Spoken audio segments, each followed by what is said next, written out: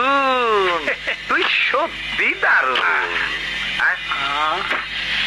ইটা কি বাজান আনতে কইলাম হীরা লইয়া আইলি। কিতাব হ্যাঁ এই বয়সে কি আবাগো বকলম মুরব্বীরে লেখাপড়া শিখতে কও?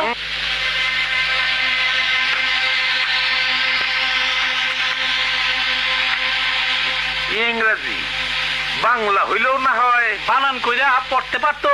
হ্যাঁ মুরব্বী দেখো তো চিনতে পারো নাকি?